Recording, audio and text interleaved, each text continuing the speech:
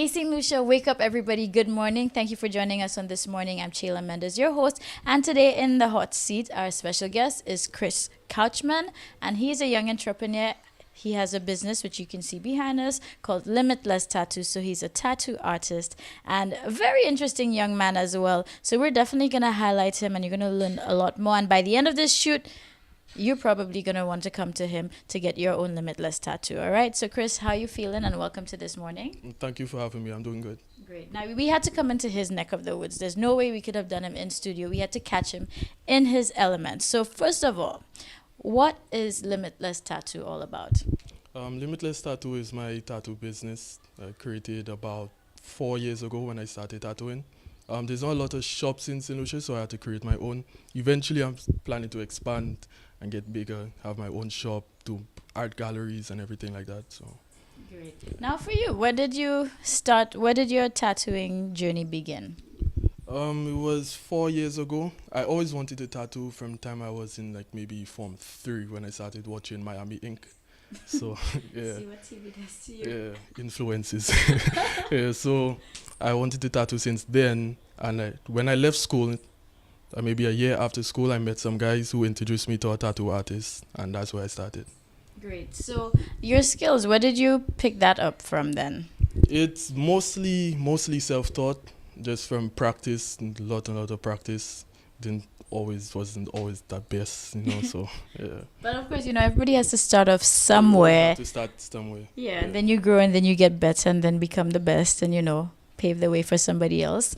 But a little birdie told me that you have roots when it comes to art and drawing. So, a lot of people, when it comes to getting a tattoo done, they feel more confident knowing that their tattoo artist is somebody who can actually draw, because this is permanent, so you don't want something put on your skin and then it's jacked up. So tell us about your days with art at school and drawing. So mainly, one of my best friends is like a super talented artist. So all he used to do in Form 1 was just draw all day. So because of that, we used to have like the drawing competitions in the class, and just continued from there. Art class was my favorite class anyways, so just used to draw all day. And when you were doing my research on learning how to tattoo, they always insisted that you must learn how to draw. Mm-hmm. So I used to do a lot of drawings just in anticipation of becoming a tattoo artist. So it's just a lot of practice, and since I couldn't actually tattoo yet, I was like, okay, I'll form my drawing skills so that way that will help benefit me when I start tattooing. Okay, well, I know firsthand if I had to get a tattoo, that's one thing I would definitely ask, can you draw? So now, even with Limitless Tattoo, we're on this journey so far, since you said it's been about 4 years, what has been, before I even ask you what's your favorite tattoo, what was the first thing, what was your first tattoo? Okay, my first tattoo technically was the tattoo on my finger. You can see it. But that was the first tattoo because I was practicing on fake skin. This practice skin. So I was practicing on fake skin. I wanted to feel like what it would be on actual skin. So I did the one on my finger, but that did too much. So stopped. I did one on my leg. It's like a Sullen logo. It's a company. So that's the one I did on my leg. That was the first one. And then after that, I think one of my friends came like 2 weeks later, and that's when I did my first real tattoo. Great. And what was the experience like? That first time, because at least before you were messing around, trying and testing on yourself, but this time around, it was your first time doing it on somebody else, a real person. So that experience, first time putting ink on somebody, how was that for you?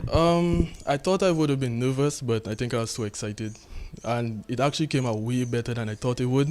So that was like a boost for me. So after that, I never got any nerves or anything after. So the confidence boosted. That first tattoo went well, and after that is just go after. Great. Now with your journey too, can you think of maybe what thus far maybe your favorite tattoo that you've done? I say my favorite tattoo is the Egyptian tattoo I did, because that's the first tattoo like I really did black and gray. The technique I use now, because it was difficult for me to get that technique down. So that was the first tattoo I did it, and it came out like how I wanted it to. Great. Well, just tell us a little bit more about your style and technique as a tattoo artist. Well, I focus more on black and gray. I'm trying to go more into realism, and do a lot of more realistic black and gray type tattoos, and try and focus more on that. I do color. I don't really do a lot of color, just because whatever the clients want. Yeah. But, yeah. But so the black and gray. The black and gray is that's my focus. That's what I'm passionate about. So. All Yeah. right, super. So of course, it's 4 years now with your business. Do you do this full time? Yes, I do. It's full time now. Since last year, November, I've been full time. Before that, it was part time. I had 2 other jobs and stuff. So. Well, I think it's nice that on your journey thus far, 4 years into it now, you can actually be full time. When you left school, did you ever think that this is where the roads would lead you, and you'd actually be full time into your own business? Nope.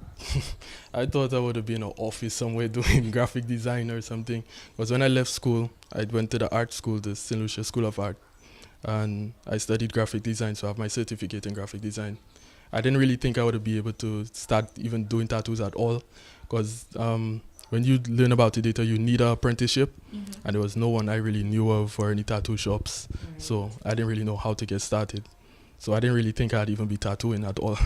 Yeah. Nice. And you see, so that's just the amazing thing about life. So here we have Chris, pretty young, but young entrepreneur, living his dream right now and going after it. So how can St. Lucia, of course, if they want to reach out to you, want to see more of your work, how can they follow you and, of course, be in contact? Best way to get in contact with me is through Instagram, 758limitless_tattoo. And if you want to book an appointment, you can always WhatsApp me, 722-3509. And there's also my Facebook page, Limitless Tattoo, @Limitless Tattoo on Facebook. All right, super. Now, just before we go, since this is definitely something you love, why do you just enjoy what you're doing? I know there's a feeling you get like when I tattoo is like like when you do yoga and you meditate, that feeling you get. Right. Yeah, that's how I feel when I tattoo. All right. So I don't get that feeling with anything drawing or painting or things. Just when I tattoo, I zone out and just, yeah. So that's kind of your escape. Yeah, that's my escape.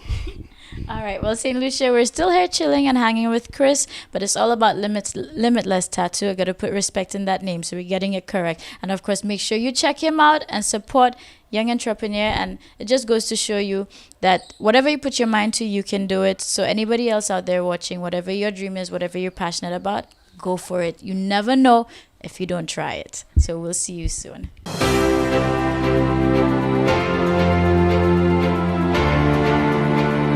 Good morning, St. Lucia. Pleasant good day to everybody. Thank you so much for joining us. I am here with a very, very special guest, dear to my heart, Auntie Delia. Other people you may know her as Delia Francois, a woman with some blessed and creative hands. And we are enjoying the atmosphere right now of Café Littéraire, and that is located at the Alias Française. And today we're going to talk about 758 books. So first of all, good morning. How are you today, Auntie Delia?